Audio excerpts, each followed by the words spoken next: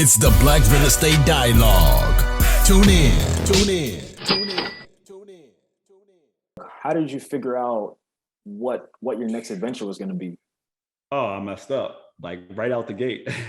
Tell us about It was the greatest gift that could have happened to me at that point in the business. So I worked with them through a whole project. I quit. I was like, I don't want to do this anymore. And so I went off, I bought a truck, right? I started doing small hauling. Like I was at Morgan at the time in college. So like in between classes, I'm like, I'll run trash. So I printed out these flyers and I would put them in like people's whatever, like go to Home Depot, just put them. And I was doing like trash for a while. And then that same friend came to me and he's like, look, I got an opportunity to buy a house. We can do it together. I'll put up half the money. You put up half the money. I'll do the work. We split the profits, right? I'm like, cool, $5,000 house. I'm like, it's fine, can't beat it. So we buy this house. I don't know what month it was, but let's just say we buy this house in like July, right? July goes by, August goes by, September goes by. I'm mad. I'm like, nothing's going on in this house. And so I'm complaining to another friend of ours. Oh man, he ain't doing no work. Nothing's happening. Da, da, da. He's like, oh, I know this guy to do work, right? I'm like, oh, you do? He's like, yeah, I know this guy, man. He does all this work. So lesson number one I learned, like when I take referrals, I try to take them down from people who have knowledge, even specifically about a field if possible. Like if I'm looking for a plumber, I want somebody who knows about plumbing to tell me who a plumber is they refer. But at this time, I had no idea. He's like, this guy's a contractor. So I'm like, cool. I go and I meet up with this guy. And I'm so eager, he could probably like smell it coming off of me. And he's like, yeah, I did this house over here, this house over here, this house over here, but they're on the market. You can't get in them, but just look through the window. I'm so naive and I just want to like, I'm just so frustrated and want to get a job. I'm like, okay, cool. I go, I look through the window. They like houses that are on the market. I'm like, cool. So I take him to look at the job. He gives me a price. And I'm like, all right, I don't know what he told me, but I give him 5,000 to get going, right? So I don't know. I didn't know anything about like having a scope of work, having any kind of like, I didn't know the process of things. But the thing is that by me going through one renovation with them, I was like ridiculously confident in my ability to do a house just from like sweeping floors and moving drywall. Like I just thought because I saw it that I then could duplicate it. And I was wrong. So I gave him 5,000 and like he would do random things like put in a kitchen cabinet, a window, hang one door. It was just miscellaneous things. And then he came back to me and he was like, I get another 5,000, whatever. And I was like, sounds about right. Give him another 5,000. Yeah. I give him another 5,000 and same things are going on. A little bit of this, a little bit of that. My friend comes to the job finally. I don't know how long, but we had already put out $10,000. He stops by one day. He realized I have no clue what I'm doing. He kicks the dude off the job, kicks me off the job, and we just shut the house down. And it's set like that probably for 2 or 3 years. Wow. And then eventually somebody came by and they wanted to buy the house and we sold it to them and we still lost some money, but it was a learning lesson, man. Like that was the best thing that could have happened to me right then and there. Because it was like the deal was 5,000. We put 10,000 in. So we it was just our own money. And so we lost, but one, I felt horrible because I lost my friend's money more than my own money. Two, it taught me that I didn't know anything.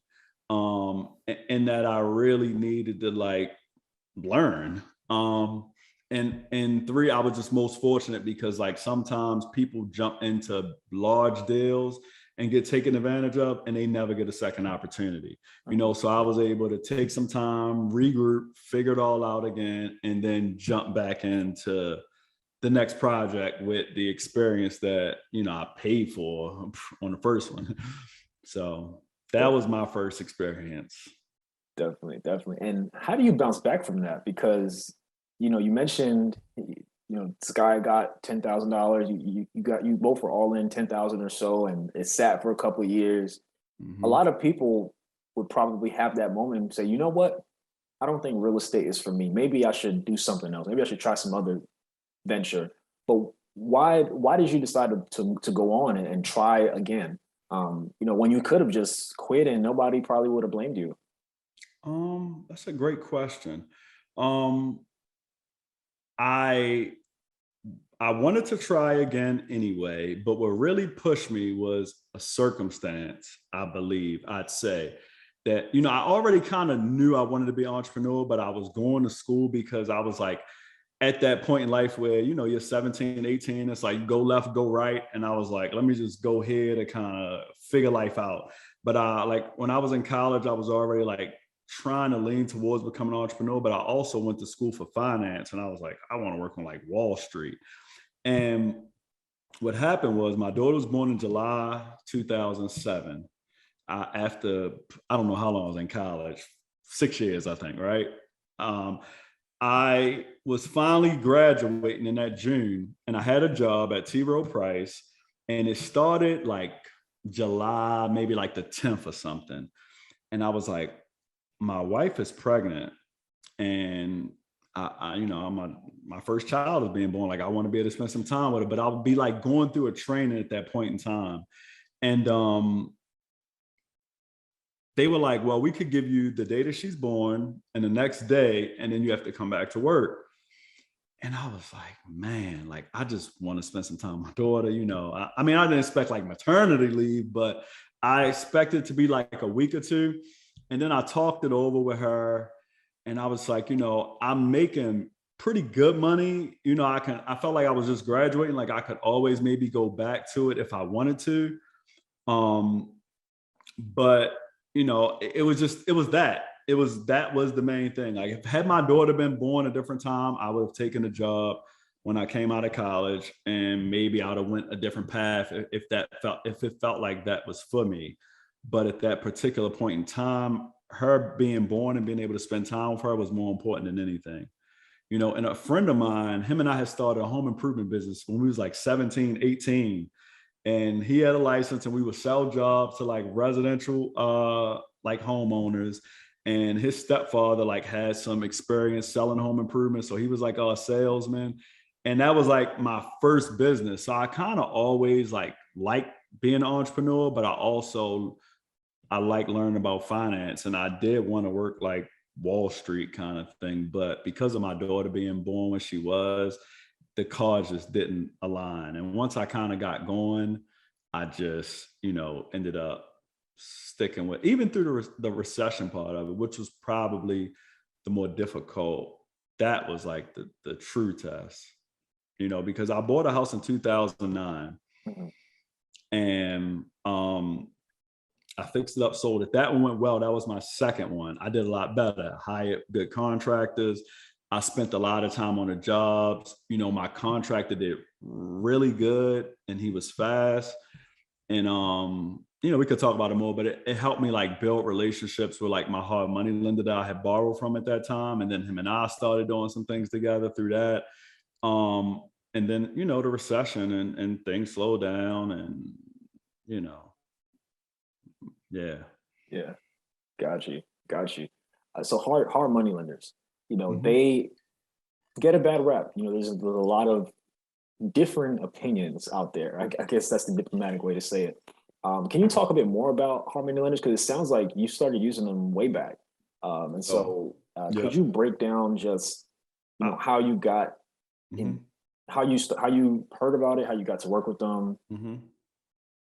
All right. So how I heard about hard money, I don't recall exactly like the first time I heard the term, Mhm. but I know that someone told me about hard money. And it probably was my friend who I started doing work with because Gotcha. his partner was buying investment properties at the time and he was using a hard money lender. So I assume that he's probably the one that told me about that because I really didn't know a lot of people in real estate. But it was like my first few hard money calls, like people didn't really want to work. I didn't have any experience, at that time. I only had the one property that didn't go good, which obviously nobody wants to lend to me based on that. So I didn't have any track record of doing successful deals. So that was probably one of the more difficult times to borrow. And like, what would happen is I would call one hard money lender and they'd be like, nah, no, whatever. I'd be like, well, can you refer me somebody else? And they would give me somebody else.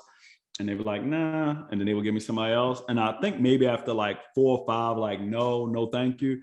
A guy was like, I'll give you a chance.